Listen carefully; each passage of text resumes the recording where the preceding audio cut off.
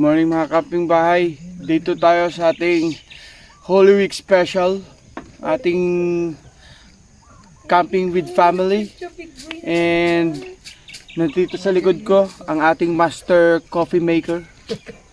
Si JM De Leon. As you can see, meron siyang mga setup with this. This is the coffee station. And interview natin siya kung paano gumawa ng masarap na kape. Let's go! Morning! Good morning! Mga camping bahay! Good morning mga camping bahay! Ang ganda ng setup mo dito ah. Stanley Black Dog. Anong tawag sa ganito? Nature's Life. Shopee lang yan. Anong tawag dyan? Kilala mo naman si Lolo. Gooseneck kettle. Steps na Kasama si Lolo Swag. Ay, dati pa kilala mo daw si Lolo. Siyempre,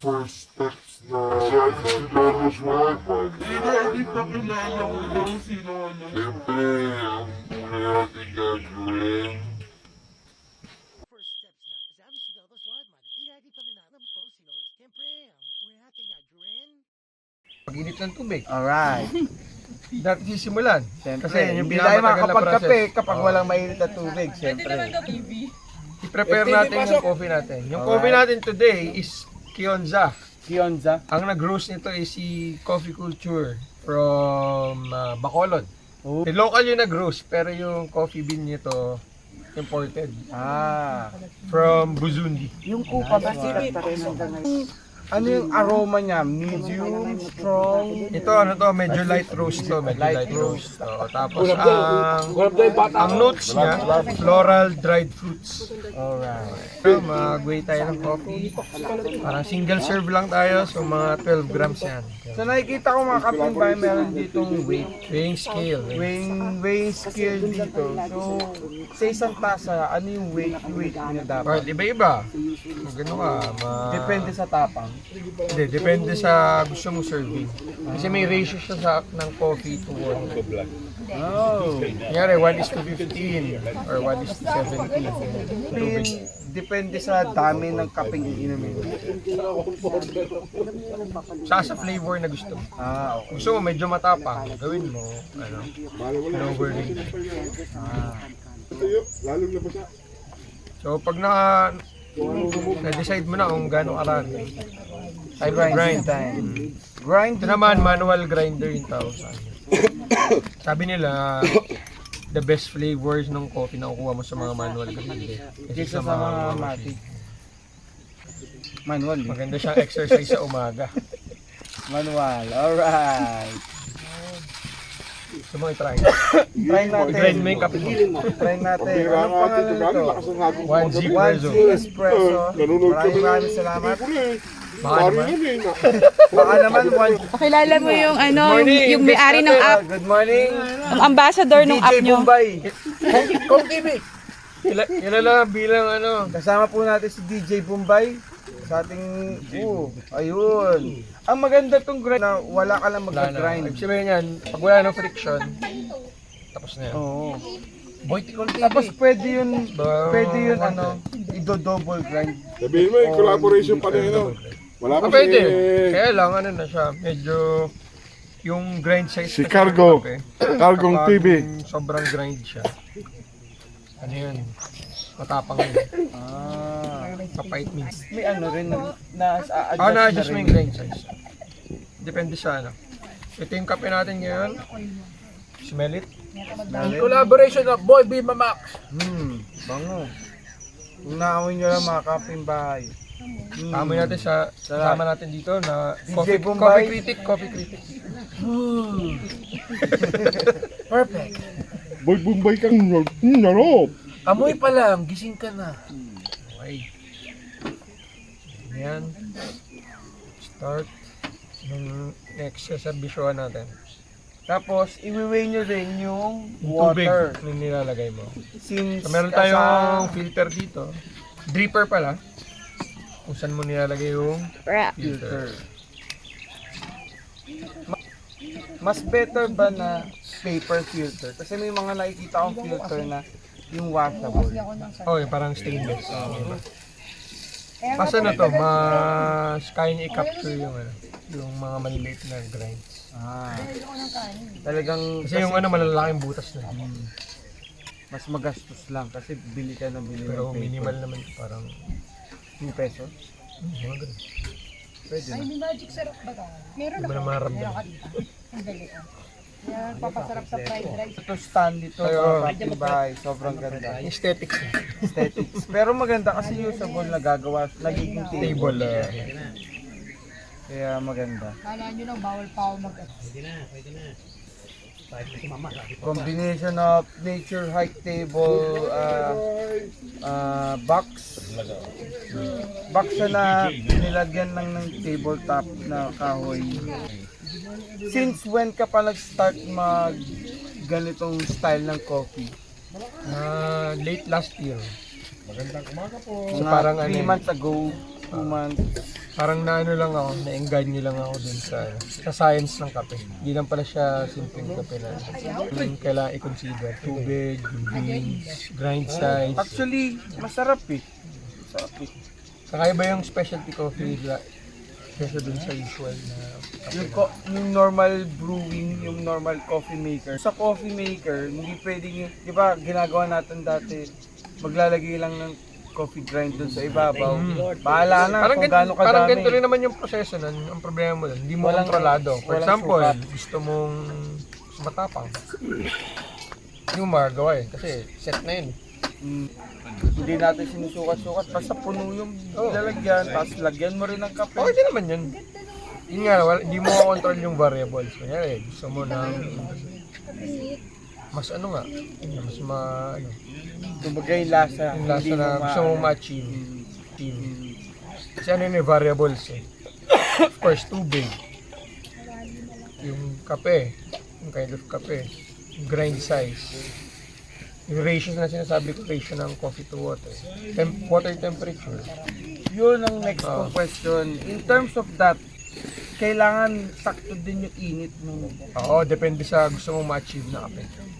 So, usually hindi ako gumagamit ng boiling water na 100. The more na ano, the more the merrier. Mas mainit. Oh, sinusunog mo yung kape.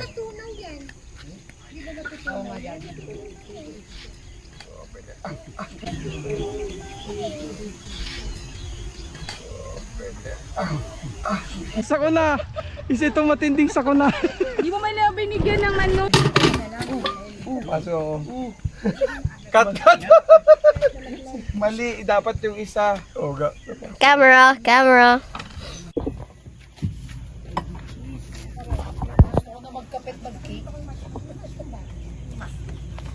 init lang ng tubig, sister.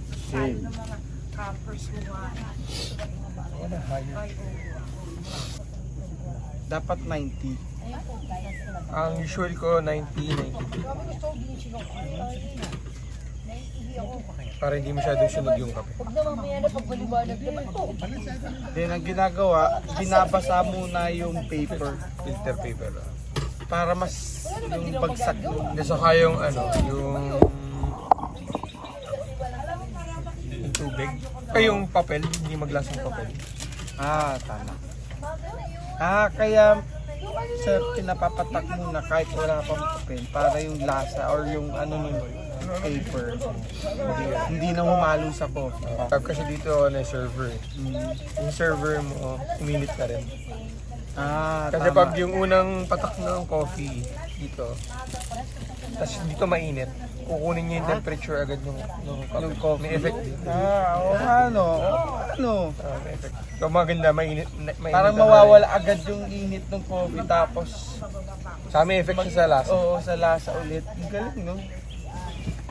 Kaya iniinitan mo na rin to para hindi niya masyadong ma-absorb yung temperature. Grabe yung paggawa ng kape, parang science Science, experiment science. din eh. Science. Ang galing. Kaya medyo na-interested daw nung ano. Kasi nung unang ginagamit namin ni Nena sa bahay, ano siya? Espresso. Oo. Lagay mo, on. Capsule. Inumin mo na. Okay din naman yun, lalo na kung nag-office ka. Mabilisan lang, quick lang, iniinom mo yun. Ang galing. Ay, siya ito. Yan o, merong wave. Weigh nyo ulit kung gaano kadami yung papatak ng tubig dapat. Tapos may oras sa... Gusto. May oras. Ang una is 62 ano yan? Usually 60. Ang ginagawa ko ngayon for our camping, 3 pours, 3 beses ka magpo-pour, 60, 70, 70. So ano yan, 200.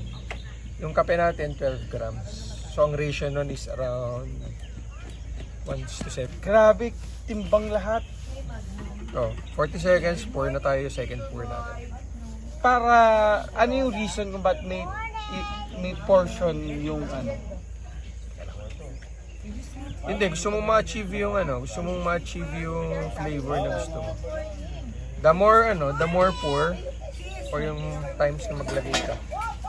Sabi na, mas marami yung contact mo sa kape. So, ibig sabihin, usually pag mas maraming pour, tapos mas matagal, dun ka nakakuha ng mga medyo mapait na. So, last pour natin. Hindi pwedeng dire-diretso lang. Pwede rin yun. Kaya lang usually, pag One pour ganun, lang. medyo mas light yung kape mo. Kids! Dire-diretso lang ang laglag. So, matabang, hindi gan katapang yung magiging Hindi mo kape masyadong ma-extract yung Oo. kasi nga ibang flavor yung pero pwede mo gawin yun. Depende nga eh. Depende sa gusto mong tapang, ma-achieve. sa lasa pa rin, ano. Gusto mong ma-achieve. By the end of the day, yun pa rin naman talaga yung, kaya ka nga gumugugol ng oras dito para ma-achieve mo yung coffee na gusto mo. May sabi nga dyan parang the good coffee, the best coffee is your coffee. Oo nga, kasi depende sa'yo eh. Oo, Depende sa'yo. Kasi gusto mo matapang. Tama. Kaya rin, tatay natin, gusto niya 3-in-1. Oo. So, kahit anong mahal nitong kape na to, 3-in-1 na yung gusto niya. Oo, actually. Ikaw yung gumagawa ng sarili mong kape. Ma-achieve mo talaga yung perfect taste. Yung kung gaano katapang na kape, yung iinumin mo. Ang galing. So, pag bibili ka ng beans, usually, ang ginagawa ko, parang experiment mo. Well, mag-isip ka ng unang recipe rin yung tawag sa akin. Unang recipe. Kung di mo type ako mag-a-adjust. Galing, no? Ako mag-a-adjust na recipe. Yun nga lang, medyo mag-invest ka dun sa kape dahil kaya mga first 1 to 3 brews mo, hindi mo ma-achieve yung medyo, minsan pangit. Tiisin mo na lang. Pero ang maganda dyan kasi, kunyari, kagaya ng ginagawa natin ngayon, yung kapeng ginagawa mo yan is perfect sa'yo. Yan yung lasa na gustong gusto mo. Di ba? Ang bango. Everything. Dalo din, upo ka. Baka tumate yung bayawang. So, Yun kailangan, yung reason kung bakit yung mga... yung beans natin, kailangan meron kang airtight storage. Kasi, kailangan ma-preserve mo yung kape. Oo, tama. Tapos yung kape na to, kapag ni-roast niya, ideally, mga 3 to 4 weeks bago mo siya i-brew. Tapos yung lifespan niya, pag na-roast na, mga maximum na 3 months siguro. Mabilis lang, maasim na. Maasim na. Kaya ang ginagawa ng importers, ini-import nila green bean. Ibig sabihin, hindi pa Hindi pa na-roast. roasted. Kasi yun, pwede mong i-vacuum seal eh. Tapos, Yun yun yung ang siniship matagal ang nila. buhay. Yun yung siniship nila. Years yun. Pero within the 3 months, ano yung pinakamasarap niyang moment? Tagal yung interview ah. Mga 1 month yan. Yung first month. Tulog mo ah. So, ilan yan? Ilang days na yun yan? 20 plus. Oh, 21. Saktuhan lang yan, 3 weeks. Tapang! Ito sa'yo. More than that, 2 months, iba na rin lasa. Mag-iiba na rin. Mag-iiba. 3rd month, iba na rin ulit lasa nun. Depende pa rin sa lasa. May kung gusto mo yung 2nd month na lasa. Oh, Diba? mag-adjust ka. Ang galing. Ma-observe mo eh, na Hihintayin parang mo, bawa, hintayin itong mo recipe na to, on the 3rd month, iba na. Ibig sabihin, hihintayin mo na mag 2 month yung bin na yan bago mo siya gamitin. Pwede ka. Depende, no? Galing. Ay, kamusta yung kape natin? Patikman mo na. Thank you. Yes, kape. Yes, coffee! Yes, kape. So, ayun mga camping bahay. Nalaman natin, sobrang ganda ng science pala ng paggawa ng coffee. Meron siyang iisipin na math, iisipin mo yung weight, yung dami ng tubig, may ratio siya eh. So ayun, I envy those people, kagaya ni Kuya si JM. Sobrang solid nung ginagawa niya. Sabi nga niya, don't judge other people's coffee kasi yung coffee na yun, invent yun para sa sarili mo. And napakagaling yun. Kumbaga perfect coffee na ang iniinom mo kasi yun yung coffee na ginawa mo sa sarili mo lang talaga. Best coffee is your coffee. Galing! So, balik tayo mamaya mga parts. Maraming salamat. Let's go! Camping, ano? Anong tawag mo? Ikaw, camping bahay?